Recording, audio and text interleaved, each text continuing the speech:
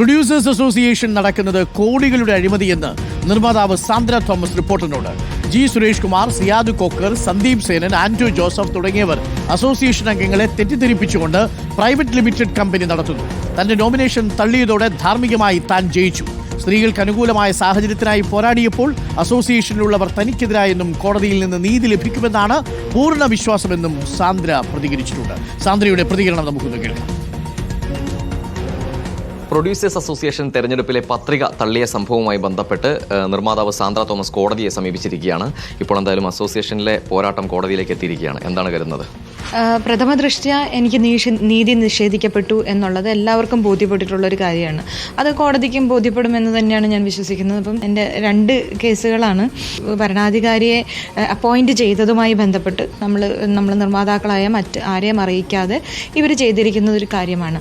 അത് മാത്രമല്ല, ബൈലോയിൽ അങ്ങനെ ഒരാളെ വെക്കാൻ പറയുന്നതുമില്ല.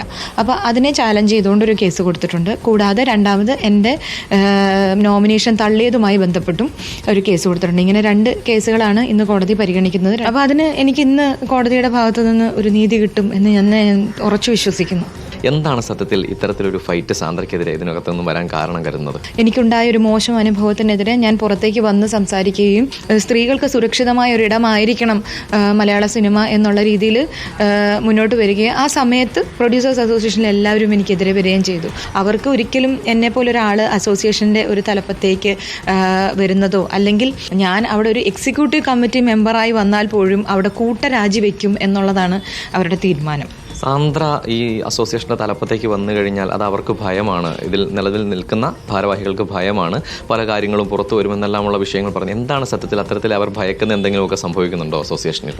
അവർ ചെയ്ത ഇത്രയും വർഷങ്ങളായി ചെയ്ത അഴിമതികൾ, അസോസിയേഷൻ്റെ പേരിൽ അസോസിയേഷൻ്റെ ആണെന്ന് പറഞ്ഞ് അസോസിയേഷൻ്റെ മെമ്പേഴ്സിനെ തെറ്റിദ്ധരിപ്പിച്ചുകൊണ്ട് ഒരു കമ്പനി, ഒരു പ്രൈവറ്റ് ലിമിറ്റഡ് കമ്പനി നടത്തി അതിനകത്തുനിന്ന് വൻ കൊള്ളലാഭം കൊയ്യുന്നു. ആരാണ് ഇങ്ങനെ ഒരു തട്ടിപ്പിന് നേതൃത്വം നൽകുന്ന? ആരാണ് ഇവിടെ?